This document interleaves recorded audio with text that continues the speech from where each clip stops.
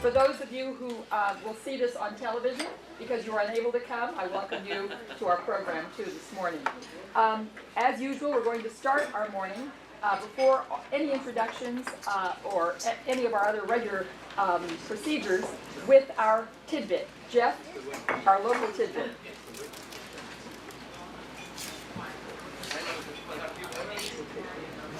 Good morning. Usually I've been trying to present something that ties the three communities together because that's sort of the purpose of the summit. And I've been centering on geography. You know, we did the Post Road and the old inns and so forth. And we did the Weaver Street Chapel. But today I'm going to go to politics. And I'm going to the two mayors and supervisor for the three entities. And my first comment is I've been to each one of them, and each one of the communities have failed in their putting up recent photographs. You know, you go back and you can see, you know, from, you know, 1902 and the change of collars on the guys and so on. But the most recent mayors and supervisors, their pictures aren't up there. So Nancy, I think, is here somewhere. There you go. And this is going to be sort of... Wait, the pictures are in the post office. The pictures are in the post office, yes. I'm going to exclude Nancy from this question. So this is sort of, the subject of this is sort of the intrusion of women into the heads of our community. So, Addition. the addition, yeah. So you can choose your own word, fill in the blank. But who was the first mayor or supervisor? I'm excluding you now. Woman, you mean? The first woman out of all the history of all three communities. Christine Hellwig. There you go. I should have excluded you. Christine Hellwig was took office in 1969. Wow. And her principal claim to fame was working on the Leatherstocking Trail, which is a great addition. When was Susie? Please. The town is by far the leader in women in politics and the heads of our communities. They have 6 women supervisors. Larchmont has had 4 women mayors, and Mamaroneck has had 3 women mayors. The next to take office was Susie Oppenheimer in 1977 to 84. The longest continuous period, here's a tricky one. And by the way, next month we're going to have a trivia question on these because I've got some more detailed things. But the longest period of time, continuous period of time, was Larchmont with 18 years. And that was Miriam Kernan for 8 years and Cheryl Louie for 10 years. The town would have done it. They would have had, an enormous period of time, except that Tony Ryan allowed her husband to be in there for a year, and he kind of screwed it up. So, but the town, by far, would have had the most. The number of mayors and supervisors were 13. The number of years was Larchmont at 23 years, the town at 32 years, and the Mamaroneck at 11 years. And I'm going to quickly mention the names. Larchmont, Miriam Kernan, Cheryl Louie, Elizabeth Neuer-Feld, and Ann McAndrew. The town was Christine Hellwig, Dolores Battaglia, Caroline Silverstone, Elaine Price, Valerie O'Keefe, and Nancy. And in Mamaroneck, Susie Oppenheimer, Deborah Chapin, and Kathy Savold. And out of a period of, if you take 1969 to the present, you have 44 years times 3, or 132 years of service. And the women have 67 of those years, and the men have 65. And each year that goes by, because we currently have a 2-to-1 women to men, they gain a percentage. So bone up for next month's meeting, and we'll have a trivia contest. Thank you, Jeff. Thank you.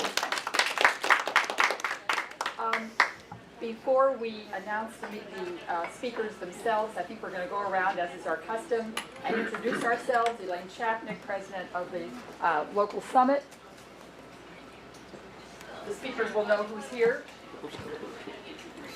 Jane Elkanini, Councilwoman, Town of Mamaroneck. Lynette C., the local summit board. Melanie Gray, Mamaroneck Board of Ed.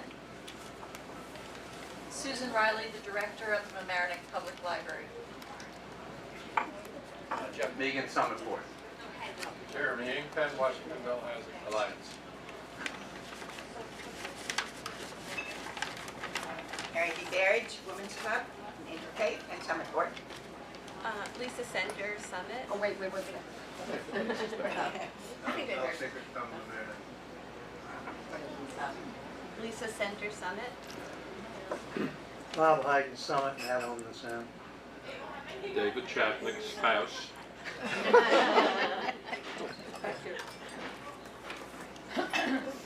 Iris Freed, Hope Community Services.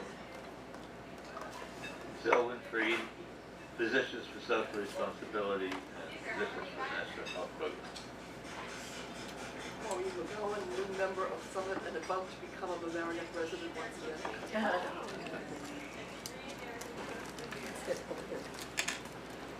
Linda Kalos, just an interested citizen. Michelle, Summit, and Day Laborers. John Gitlitz, Summit, Hispanic Resource Center, Don Bosco Workers Center, and Purchase College. Carolyn Pomerantz, Summit Board, Library Board, League of Women Voters Board, both local and county. Actually, I'm going to hand the program over to Carolyn. It's a very topical program today that all of us are interested in, particularly after Newtown. Thank you, Lynn. I woke up this morning and was surprised to hear on the news of yet again a possible incident of violence on a campus. Thankfully, down in Florida, it was averted, but there was a student with a backpack full of explosives. And this reminds us once again that these incidents are happening. It's not only involving guns. So this today is not just a conversation of whether guns should be permitted or there should be different gun laws. Today we want to talk about how to prepare ourselves in case there is something going on. And we are very lucky this morning to have a wonderful panel of community people. We're trying to keep this discussion local as opposed to looking outside of our community. We just want to talk about how are we prepared within our community. And coincidentally, yesterday, in the local news, one of the local newspapers, one of our Mamaroneck High School students happened to put in a letter to the editor, an op-ed piece. And I'm going to start this meeting just reading the first paragraph of what she said, sort of as a lead-in. And these are the words of Ella Dean, and she's a senior at Mamaroneck High School. Recently, I watched the testimony from Capitol Hill of a heartbroken Neil Heslin, father of 6-year-old Jesse, a victim of the Newtown shootings. As I stared at the television, I was hit once again by the intensity of emotion that swept the country on December 14th. Following the massacre, outraged Americans, including President Obama, wept. Do you remember that? Yes. Children sent letters to the president pleading for safer schools, and people across the country sent mementos such as teddy bears and flowers to Newtown in sympathy. It seems that Americans were profoundly touched by this tragedy, regardless of their political affiliation, the state in which they live, or whether they had or did not have children. Listening to Heslin's testimony and seeing the anguish on his face made me wonder if this outrage has in any way been channeled into action. And if not, why not? So today we're going to talk, and her article goes on, but today we will talk about what action has Newtown channeled in Larchmont, the town of Mamaroneck, and the village of Mamaroneck. What I've tried to assemble here is sort of a broad spectrum of municipal point of view, the school district point of view, and police department points of view. I'm going to start with the municipal perspective. Nancy Seligson, who is our Town of Mamaroneck supervisor, has been a leader in Long Island Sound environmental advocacy for over 20 years. Ms. Seligson is currently the New York co-chair of the Citizens Advisory Committee. I think we're losing batteries. No, just new batteries. Okay. Citizens Advisory Committee of the Long Island Sound Study and the elected supervisor of the Town of Mamaroneck. She is the past president and board member of the nonprofit organization Save the Sound. She chaired the Westchester County Committee on Nonprofit Source Pollution of Long Island Sound and the County Environmental Management Council. She is a past member of the Westchester County Board of Health. She was the chair of Westchester chapter of the League of Conservation Voters, as well as the Larchmont Mamaroneck Coastal Zone Management Commission. Nancy graduated from Northwestern University with a degree in economics. She lives in Larchmont with her husband, John Feingold, who is currently a culinary student. So she has good dinners. She has a son and a daughter in college. Without further ado, here's Nancy. I think, does that one work or does it? No, they I were would to use that prefer one. not to. No, you Oh, because of the TV. Sorry, I forgot. I know, it's not great, but that one is good. Don't want to get Meryl stuck in this. Good morning, everyone. It's nice to be here. It's funny to hear Carolyn read my abbreviated bio to all of you who know me very differently as the supervisor of the town, but also as a previous council person, member of the town of Mamaroneck for the past 13 years. So, she was reading really my environmental bio. So I think I went ahead. But I hope you know that my town bio reads a little differently. Carolyn asked us to participate today in the topic of today's meeting, and it was a little hard to focus in on the town of Mamaroneck because we, although we are tested with sort of routine crimes and once in a while something not so routine, and certainly non-routine storms, we have been very fortunate to live in what feels like, seems like, tastes like, smells like a very safe community. But every time there is a terrible tragedy, such as that in Sandy Hook School in Newtown, throughout the country and even throughout the world, Steve Altieri and I look at one another, our town administrator, or I look at Jane Amy, our councilwoman, and we think about what would we do here in the town of Mamaroneck. And what we do here is that we continually try and steel ourselves for any kind of situation that might arise. We do a lot of training. We have a citizens emergency response group, our CERT team. We train, the police department, as you will hear, trains continually in updating their systems for dealing with all kinds of issues, but certainly every time there's a new kind of emergency, there's new kinds of protocol for training for that. Our volunteer ambulance corps, our fire department, our community services department, our highway department, we all get together. We have an emergency response plan in the town. We are constantly refining that. We just initiated working on a hazard mitigation plan, and it's a very comprehensive look at responding to and preventing any kinds of emergencies.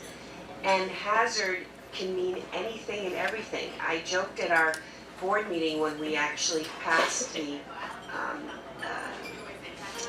contract to pay for a consultant to help us plan the hazard mitigation plan, that we had to refer to the Bible for all the possible hazards that we could be looking at, because they wanted you to include everything imaginable under the sun, and even more, things that you couldn't yet imagine that hadn't happened yet. So we do study these issues, and we gather as department heads, as a town, to talk about how we're going to proactively look at these things, respond to these issues. But we all know also very deep down in our hearts that no matter what you do, you can't prevent anything from happening ever. It just is the fact of life. And so, given that, we try and reduce the risk, reduce the security risk, reduce ourselves as a target, minimize ourselves as a target. And we learn how to do that through these horrible, terrible tragedies and the new training that comes out of them. And we talk about those things and we work on those things on a continual basis. So when something terrible happens in our country or around the world to a citizenry out of the blue, that's an emergency, we look at ourselves and we start talking about it. And we look at our current procedures, and we look at refining them, and we look at what we can do differently. We're lucky to have Bob Reynolds with us today, who is a lieutenant in the town of Mamaroneck Police Department. He's only been with us for 38 years, so don't ask him anything too difficult. But he is an expert in this area, as is Captain Regano from the Larchmont Police Department. And certainly you'll hear about procedures in the schools as well. So I'm happy to be here to represent the town. I want you to know that we do think about and address these issues on a continual, ongoing basis.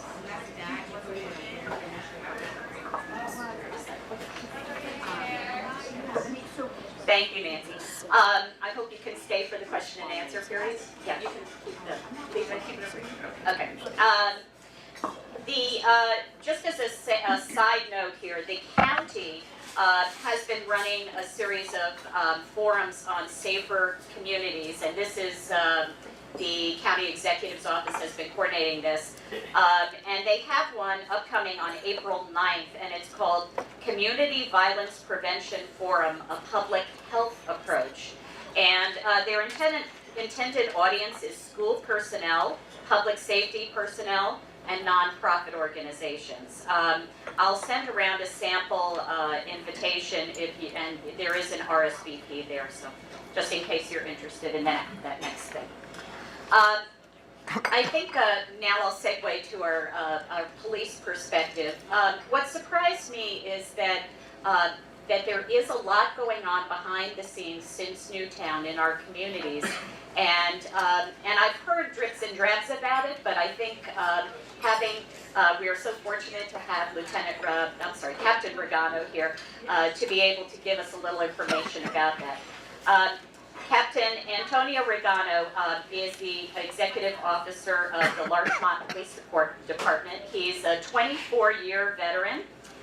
He was promoted to the rank of sergeant in April 2000. As sergeant, he served as a patrol supervisor and SWAT team commander. He was promoted to the rank of lieutenant in September 2008 and served as the detective division commander. Later, the patrol division commander, and finally as the department's administrative officer, which is the post you hold today too? Yes. Okay. He was promoted to the rank of captain in May 2012, just last year, and currently serves as the department's executive officer. He's a National Tactical Officers Association member, a trained SWAT operator, a SWAT supervisor, and he listed response to active shooter instructor. And hopefully he can explain to us what that's all about, because it sounds very interesting. Without further ado, Captain Antonio Regano. Thank you. I'll start by saying that I'll dovetail into what Ms. Ellickson said. Larchmont, Mamaroneck, they're very safe communities. And the other reality is that active shooter instances are really low percentage-wise. It's not a common occurrence, which is a good thing. Unfortunately, the reality is that once it happens, and particularly in a place like Newtown, Connecticut, when little children were involved with victims, then it becomes a very really pervasive issue that everybody has to deal with.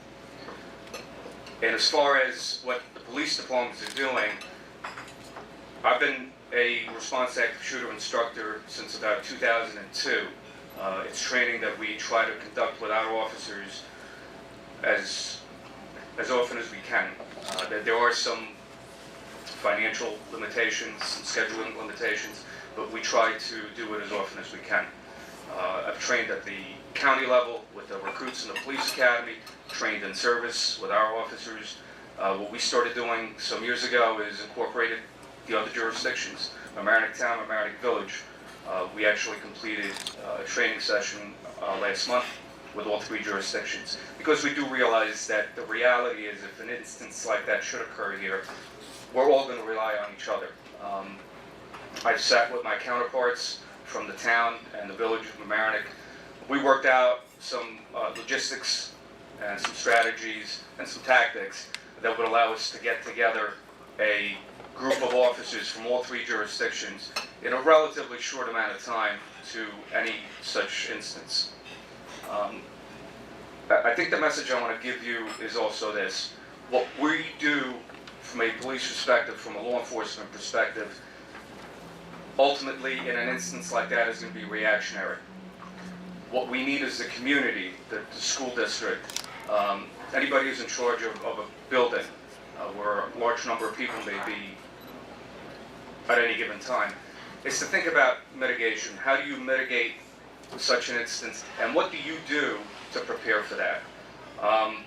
Without getting into too many details, I know NYPD conducted a mitigation and risk survey and assessment. They looked at 280 plus instances going back to the 70s up to recent time.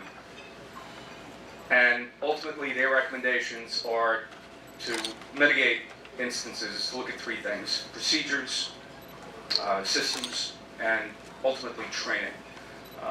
Putting in procedures, again, regardless of what we're talking about, I don't want to limit this to a school environment.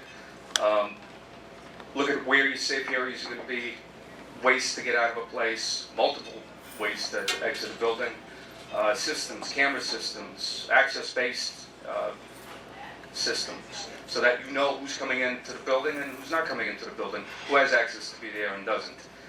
And then there's training, because you can put all these procedures in place. People need to know what to do. Fire drills are a perfect example. We've been doing fire drills in the schools and perhaps even in the public sector, the private sector, for years. If fire drill goes off at a school, we know what to do, which routes we're going to take out, and so on. Do we practice anything else? Do we practice, should an intrusion happen at a school, an armed intrusion, do we practice what to do, not only with ourselves, but with the kids? And in the elementary schools, it's particularly important because they're looking to that teacher, to that staff member, to give them direction. So that's sort of an important thing. Again, the police departments train in the schools. We've been in the schools, again, recently. I think, however, the schools also have to be able to, and I don't want to limit it to schools, practice those procedures that you put into place. Thank you.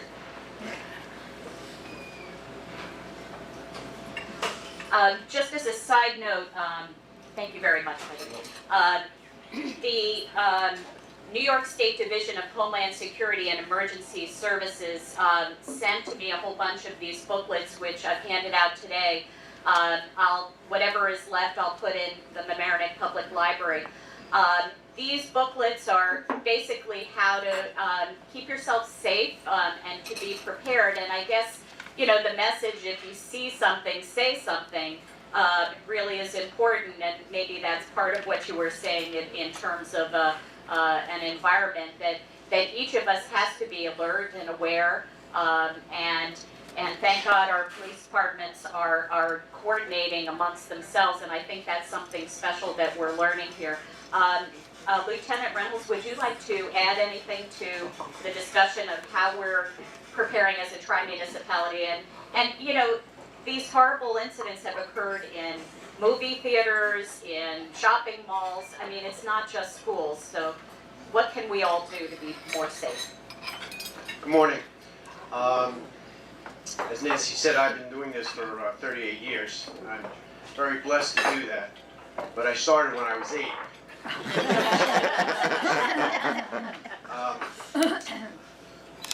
In addition to all the training that the police do in the area, youth officers in the districts, the Larchmont Mamaroneck in the town, we're in the schools all the time. We try to identify at-risk students outside of the school. We'll contact the school. The school will contact us about at-risk students, which is really, really important, such as a bullying issue, fights going on outside the school that ultimately filter inside the school, issues with social networking, Facebook, texting, parties.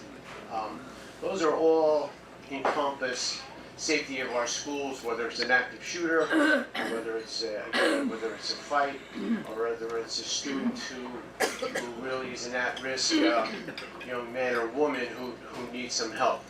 So we try to identify those students, help the school, and the old cliche that it takes a village to help a student or someone is so true. The collaboration that we have with the schools and the community is so vital. So we do that as much as we possibly can. Being around the schools as much as I am, it's a good deterrent for someone who perhaps could be looking to infiltrate a school area. They see a police car out there, maybe they'll go on to the next town or wherever. So it's important that we do all of those things. The little things that we do sometimes in life and sometimes in prevention are so vital. So again, encompassing the village, training that Captain Regano indicated, working closely with the schools, which is really, we have such a good partnership with them, which is huge for our students and huge for the community. And of course the town, and I can only speak for the town, they give us the carte blanche, our department, to do anything necessary to help a student and help the school. And that's, again, vital to help our community.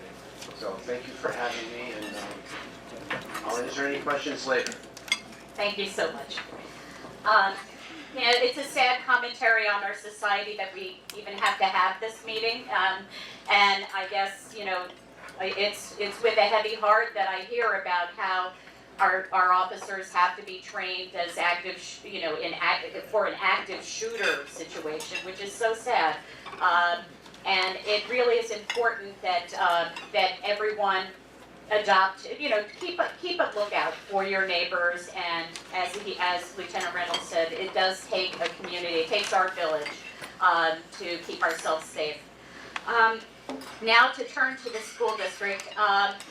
Not that long ago, there was an incident at Hommick School where a person who had a gun on him tried to gain entry, and it was maybe innocent, we don't know. I don't know if there ever was I never heard the end of the story, but it created a lockdown situation in all the schools. There was an immediate reaction to it.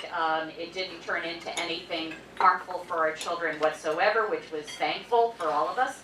But, here again, it reminded us so close to Newtown that we all have to be vigilant and that we need to be prepared. And I think the preparation aspect is probably what that incident caused the most, beneficial side of that incident is what happened since then. And to present this story, basically, and what's happened since, is Meryl Rubenstein. She is the point person for the school district on safety and security and is the assistant superintendent for business operations with Mamaroneck School District. In her role, she oversees all aspects of the business office, including but not limited to the budget, which is coming up soon. That's our next meeting, I think. Including, budget preparation, monitoring payroll, accounts payable, receivable, investing, purchasing, and all those financial things. In addition, she oversees facilities, construction, safety and security, as I said, transportation and food services. Meryl has been in the field of education since 1985, when she spent 11 years as an elementary teacher. Then she moved over to the human resources and business side in Peekskill for 5 years, followed by a stint in Haldane as a business official for 2 years. And we are lucky that this is her 6th year in Mamaroneck. Meryl, please. Good morning, and thank you for inviting me to come today. I do think it's important to get out what the school district's doing. You know, we have a very different role. First of all, safety and security has always been top priority to us, well before any tragedies that have happened. Because of what's happened recently, it obviously has been something people are talking about a lot more, and a lot more in people's minds. We've always had, our buildings have always taken safety and security very seriously. We have consultants that have for years been working with our administrators in the building, as well as safety teams in each building. They do tabletop activities. We do drills in the schools. The school district, as opposed to the police department, is very different. As you said, you're usually reacting to something. We're trying to prevent it. We're trying to look at how can we put as many layers as possible between our students and our staff and anything on the outside that may cause them harm. Again, as Nancy has said, we can't stop every incident from happening, but what we can do is make it as difficult as possible. So we work very closely and collaboratively with our town, with our villages, and as well as the police department. We have town-village school meetings where we share safety information so everyone knows what's going on. As we said, we have the youth officers in our school, and we've had several meetings with the police department. Some of the things that we've done since the tragedy, however, has been, reevaluating our security measures, seeing what else we need to put into place. So if you come to any one of our elementary schools at this point, you cannot get into that building, and Homix too. You cannot get into that building just by walking through the door. You need to come to the front door. We have a buzzer system. We have security cameras. We have greeters at each, each of those buildings, and they are the people who will let you gain access to the building. You need to identify yourself. You need to show identification. You need to wear a visitor's badge so we know that we've allowed you into this building. It also, we collect IDs, we hold on to the IDs, so we know when you leave the building. It's very important for us to be aware of who is in our buildings at all times. So that was a new system that we put into place. We have it at all 4 elementary schools in Homix. The high school, since it is still an open campus, is a little bit more challenging, and we continue to research and try different methods at the high school to keep the open campus, but yet to make it more secure. We do have greeters. We do have single point of entry for our Post Road building and a single point of entry for our Palmer Road building. So we are taking a lot more precautions. The high school has had video cameras in the building. We are again using those cameras. We are trying to encourage our students not to go outdoors except for the front doors. It's a challenge at the high school. Teenagers like to, take the shortest path sometimes when they're going out, so it's not always as easy, but we are still actively looking at different methods.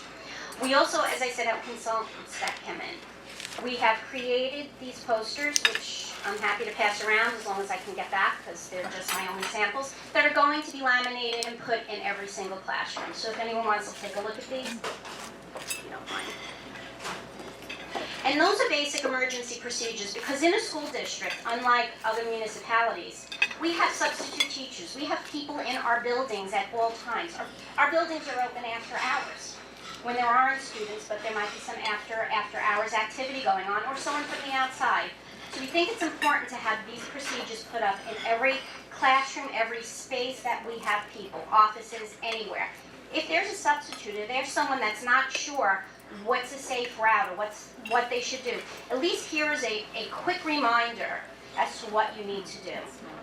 We have practice lockdown drills, intruder drills. What do you do if an intruder comes into the building? I've walked around with the police in, I'd say, maybe four of our buildings in doing these drills. They're essential, because that's how we find out what works and what doesn't work. What you think might work, you find out when you do the drills, wait, that might not be the best place. That might not be the best place for the children to stay. We've purchased tape so we could put tape on the floor so students have a visual to know exactly what a safe area would be in their classroom. So in case they get that message, they know where to go so that they're going to be safe. We have a district-wide safety committee. It has people from all different areas in the community. We have representation from each of our police departments on that committee. We have parents on that committee. We have school district personnel on that committee, as well as board representation. That committee is vital. They're the ones that review and make suggestions and recommendations for what we need to do. We're looking at, one of the issues, and if it's not just in the Mamaroneck schools, it's in a lot of schools, is classroom doors. Okay, we take our direction from New York State Education Department when we do construction. Well, the locks that the New York State Education Department had told us all these years to put on doors require a key. Require to go outside and lock the door. Okay? Things have changed, times have changed. Okay? Unfortunately, right now, it's a very expensive endeavor to go and change every one of those locks. It's not very simple. And there are certain things we can't do. Things that you could do in your home, we're not allowed to do in the school district. So we're looking and trying. We just are going to pilot some sort of a locking system where you can keep the door locked, but you have a little lever that it doesn't engage the door. So during the day, if kids need to go to the restroom and in and out, they can still do that. But it's a simple flip of a little switch, and then the door is locked. It's engaged. Things to make it safer. We're not just jumping into everything. We are researching. We are piloting things. We want to make sure that we're doing the right thing. We're not wasting money by just jumping on whatever it is that someone says, oh, you need to do this, but doing what makes sense for our schools. So I think that's a good overview of what's going on in the district. Thank you very much, Meryl. We don't have Rhinebeck district represented today, unfortunately, but similar activities are going on there, and the Village of Mamaroneck Police Department has also gone into Mamaroneck schools, Rhinebeck schools in a similar fashion. I don't know if either one of you want to speak to Rhinebeck a little bit. Can you address Rhinebeck? Okay. No, okay. Okay. Now we're ready to open it up for questions. Hello? Talk straight into it, Ruth. Yes. Thank you for your comments. I know issues of race are positive, but for many reasons, sometimes when we talk about race, it takes a U-turn that it shouldn't have taken. During the incident at the Hammocks, we found, because I'm a community activist, a lot of Spanish families called me up immediately to find out what was happening, and the PA system and the translation system to the alert did not reach a lot of Spanish families. As a matter of fact, there were many Spanish families that did not know there was a lockdown at the Hammocks until the students were released, until it went back to normal.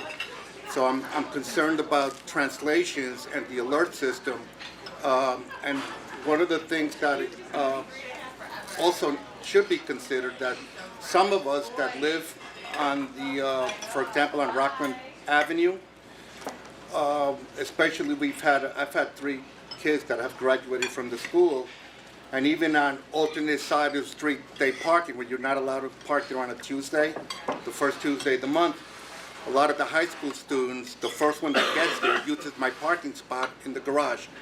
So there should be some type of, I'm recommending some type of relationship with the students know my house.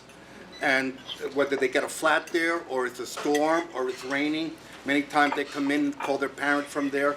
There are resources that can be used, because my kids were very, very popular, and situations of an emergency basis are an enormous free resources, so that when the alert system goes on in English that there's a lockdown at ABC school, that it also goes to parents that no longer have their kids in the school district, we're still paying our taxes, and can relay that information to the bilingual parents. I'm not finished yet.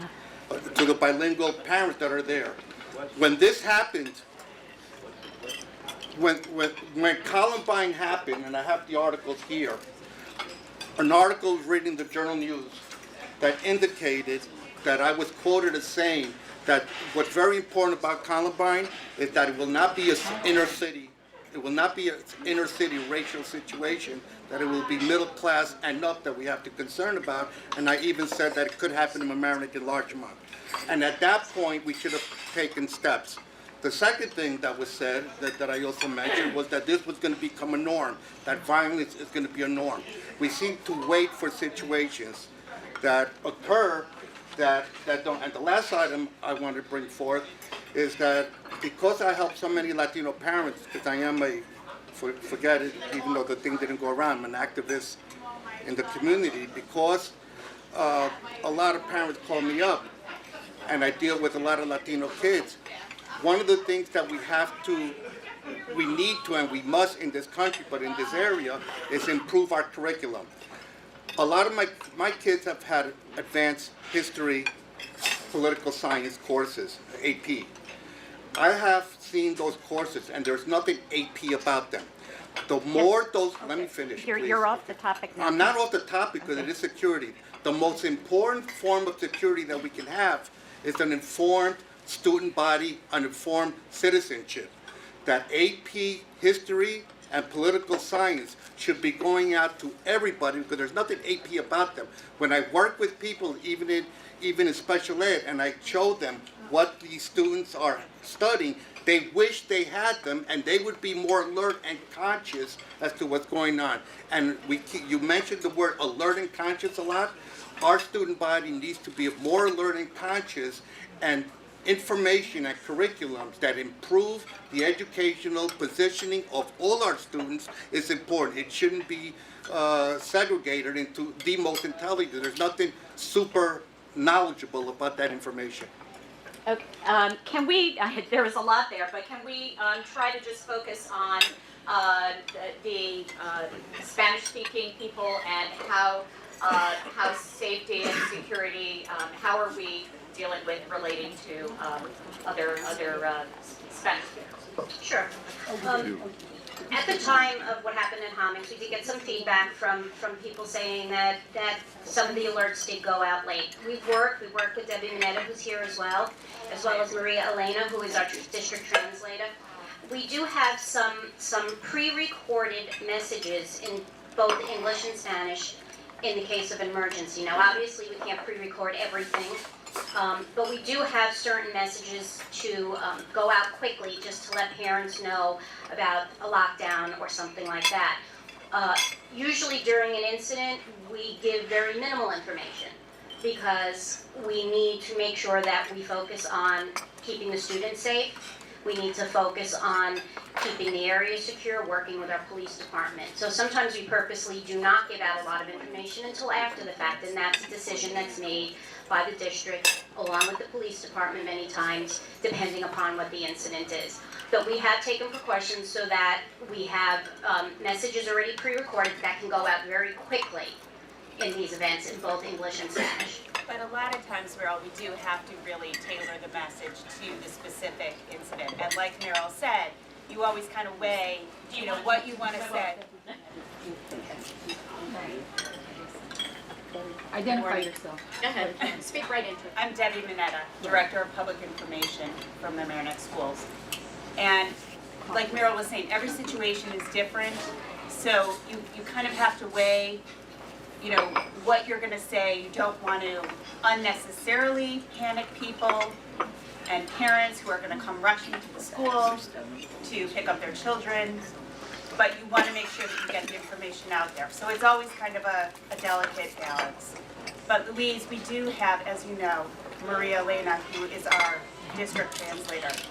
And we work very closely with her to make sure that the timing is as close as possible. It did not work in that situation, that she was not around for the translation, and she admitted it herself that she's here.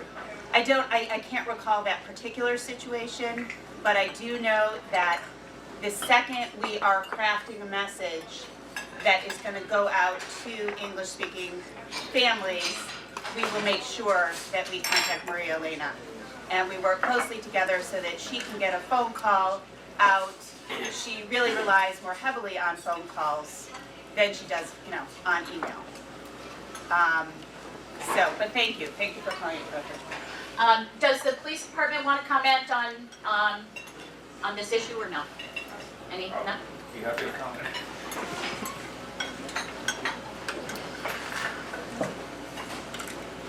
Obviously, I'm not going to comment on the whatever comes out of the school district. I do agree with the fact that it has to be limited, particularly at first.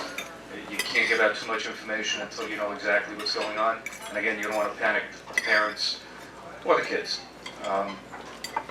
The only other thing, and I'm going through your comments, the only other thing I can comment on was your Columbine or post-Columbine issues. Please understand that the reason I became a response active shooter instructor was because the law enforcement community after Columbine did a 180 degree in the way they tactically responded to instances such as that.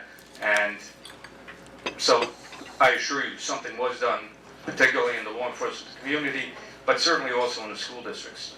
Whether you saw it or not, whether it was transparent or not. I would criticize for making mention that it could have happened in Mamaroneck and Scottsdale. Sure, it could happen anywhere. And Right. Nichols Mine, Pennsylvania was really Absolutely. the example. Absolutely could happen anywhere. But from the law enforcement perspective, yes, we did take steps. Whether they were obvious or transparent to the public, I don't know. But the police department certainly moved forward and tried to change progressively with the instances. Thank you very much.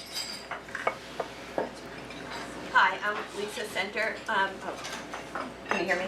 It seems like you have prepared, for any instance really from the police and from the school municipality standpoint. But we all know that guns are sort of what makes any sort of incident even so much worse. And I was wondering if if you guys tracked when there were guns in homes, if you know permit holders, because an incident of violence is really small when a gun's not involved, but when a gun is involved, then you all know what happens.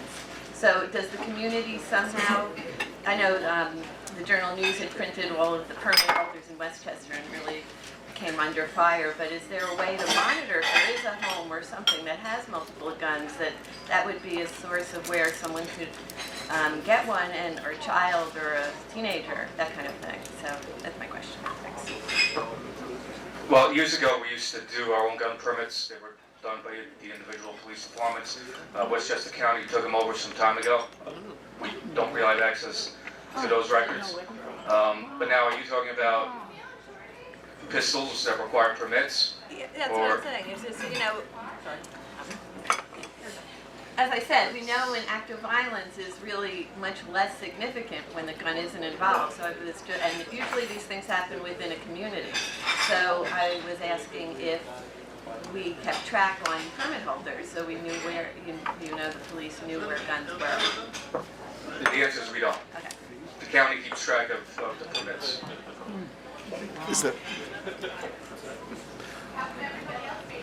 What was the reason for not sharing that Jeremy information? Penn, Washingtonville Housing Alliance. We talked about the schools, talked about the community. Just briefly, what we do, running an affordable housing agency. We don't have a gun culture, thank God, in Mamaroneck. We're mainly dealing with emotional distress and mental illness. But our office we run a locked office, so we have a locked reception area. We have a 1, 2, 3 response system, which is please sign in.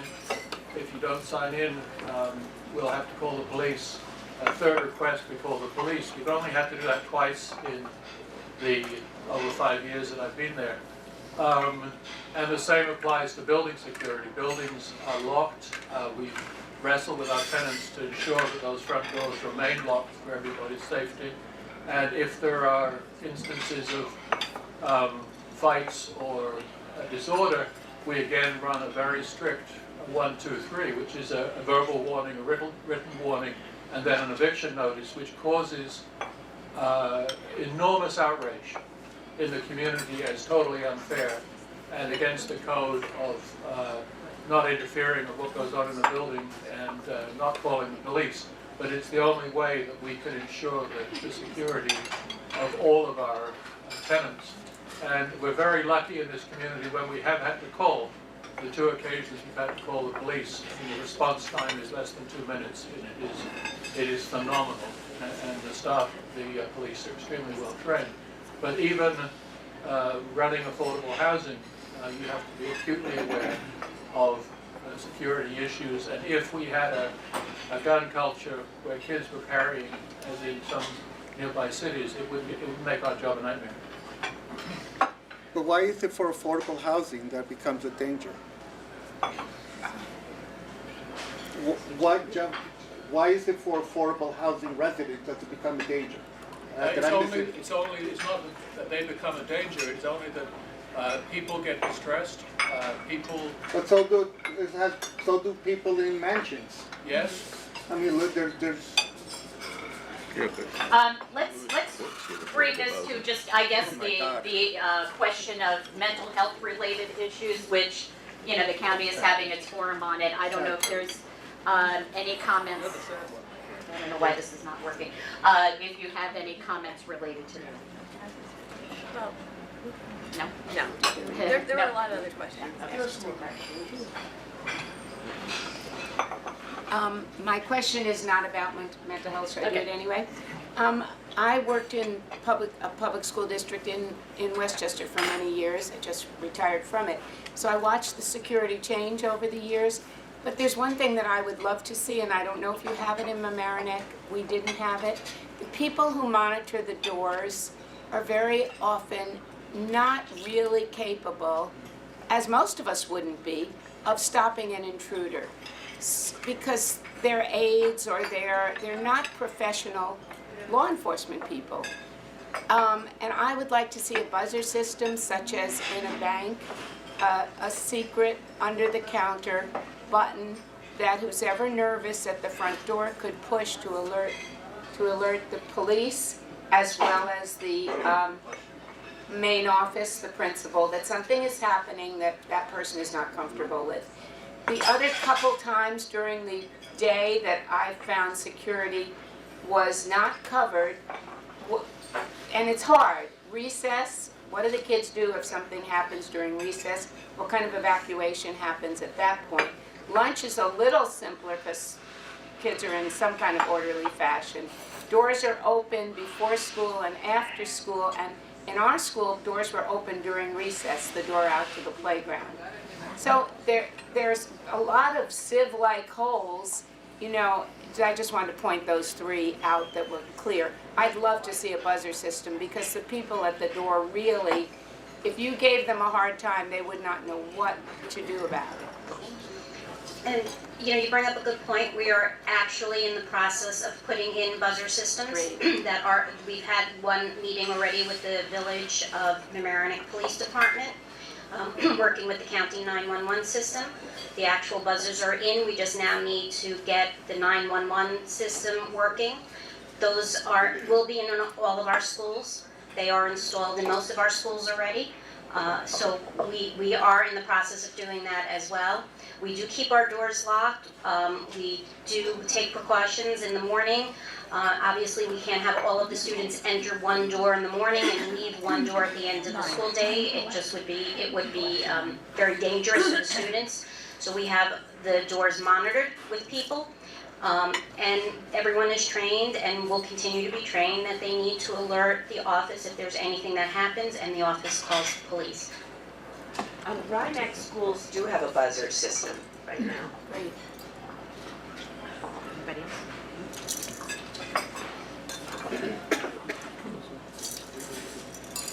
Just wanted to say that Captain Regano eloquently spoke about reacting to the situation, and we can never lose sight of the fact that we need to work for gun control so there are less situations to react to.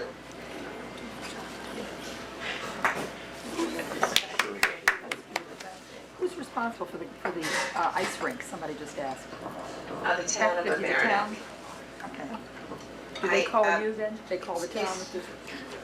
I just want to add to Jane's comment that that young woman that wrote yesterday from Mamaroneck High School, first of all, I think it's a tremendous credit to the school system that you have students that not only write so well, but make such a point of wanting us all not to forget Newtown and whatever to go beyond the efforts that clearly, I'm just so proud of what's happened here. My 4 children went through the system. I would be so glad to know these things are being done now.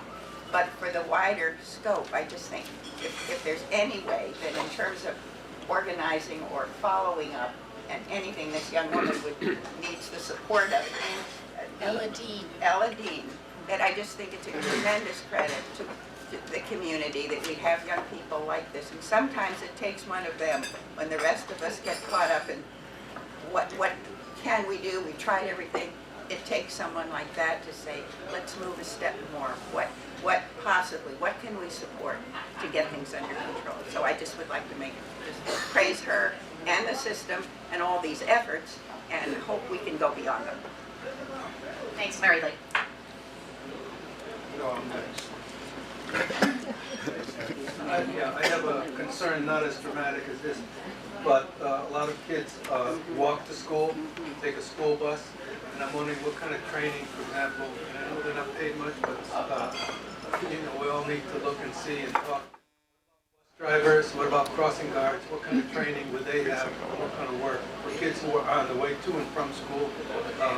Because there are more incidents of people driving by in cars, picking up kids.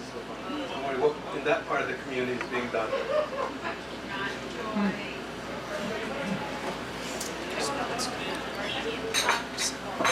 Yes, it is.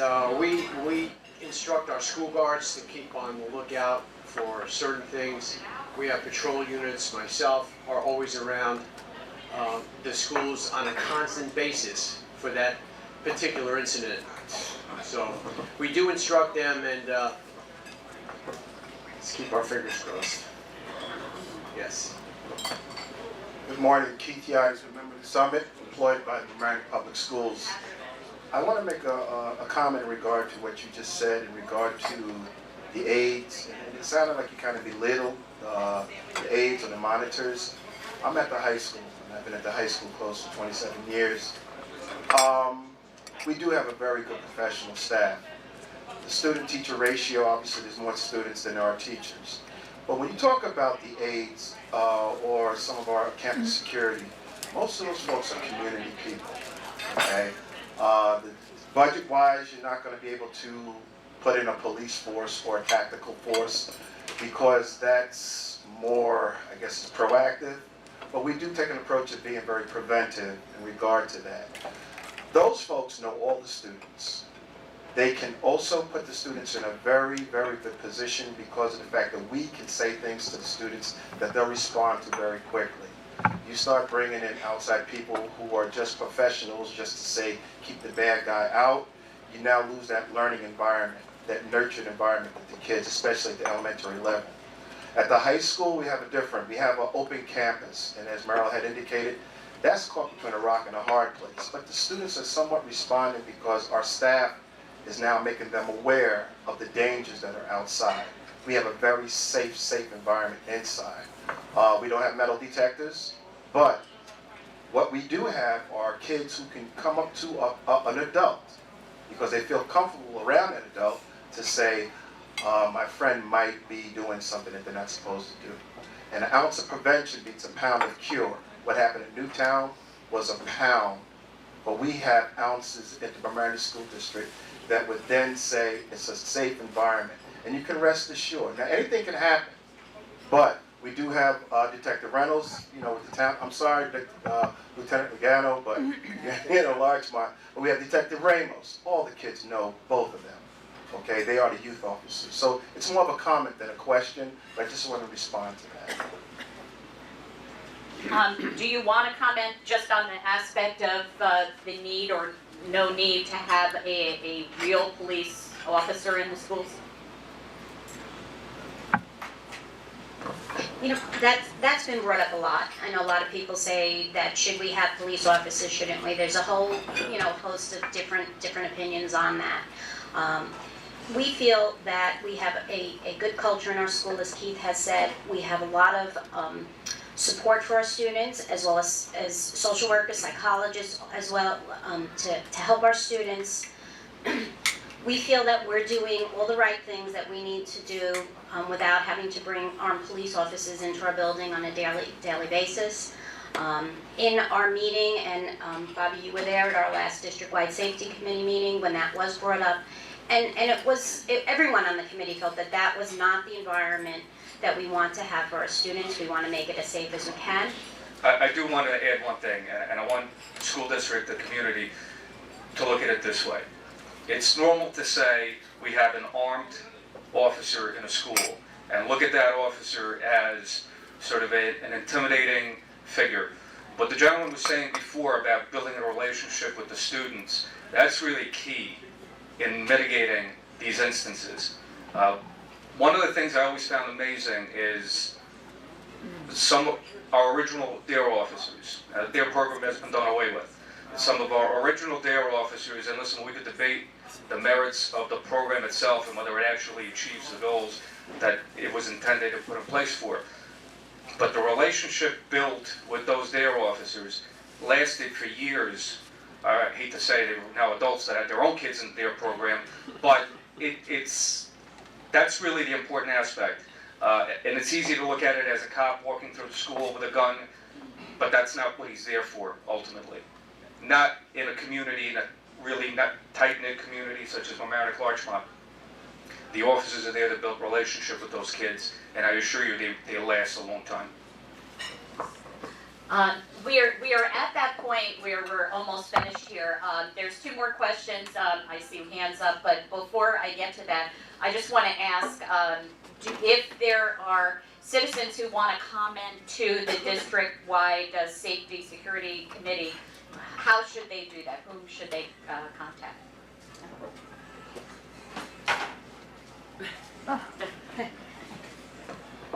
If people would like to comment, we are going to have a hearing on a newly adopted, for a new district-wide safety committee, safety plan, I'm sorry. That will be, I don't have a date because we had to cancel our last district-wide safety committee meeting due to the snowstorm that we had. So I don't have a new date yet, but it will be presented to the board, it will be put onto our website, and there will be information at that time where people can send in comments. And the district-wide plan is an overall plan, it's not specifics. We do not give out specifics of what we do in each of our buildings for safety and security reasons. How about Rhinebeck? Are they included in this? I can't speak to Rhinebeck, I'm sorry. Okay, so can you stay for two more questions?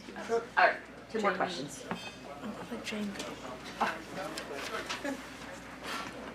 Once again, Captain Regano. I concur. I think that the value of the DARE program wasn't the measure of how many kids did or didn't do drugs, but I know from my own charming teenage son, his long-term relationship with his DARE officer, whenever there was a questionable incident, I could call him and he would talk to him. And I thought that that was so much more valuable than whether they studied the dangers of some drug or not. And I think that's a terrible loss for the community. Yeah, absolutely. It's being able to go to an officer and have a relationship where you're comfortable enough to say, look, I heard something, I saw something, I'm not sure, but why don't you look into it, or at least put it in the officer's hand to maybe go back to the school district and say, listen, this is what we're getting, it's not really a police matter. It's really invaluable information overall, and that's really what keeps the school safe, the community safe, is having that knowledge, and having that relationship, that comfort level of being able to go up to the officer and talk to him.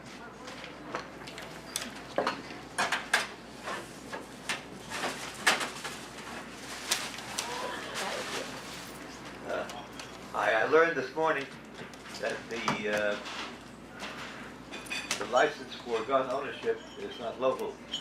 My question is, do the local police departments know who in this relatively tight-knit community have guns? And if they don't know, should they? The answer is we do not know. The permits are processed at the county level, they're issued at the county level, county judge signs off on the permit. There really is no more involvement. 20 years ago, maybe a little more than 20 years ago, they were done at the local level, where the local police department would investigate the individual that wanted the permit. For whatever reason, and I don't know what that reason is, it was removed, potentially because you can be a Larchmont resident and move to Harrison, and now that permit is being held here, but it's going to get transferred there. There may be a myriad of reasons why they did, but no, we have no information on gun ownership. What do you think that we should know? Do I think that as law enforcement I should know?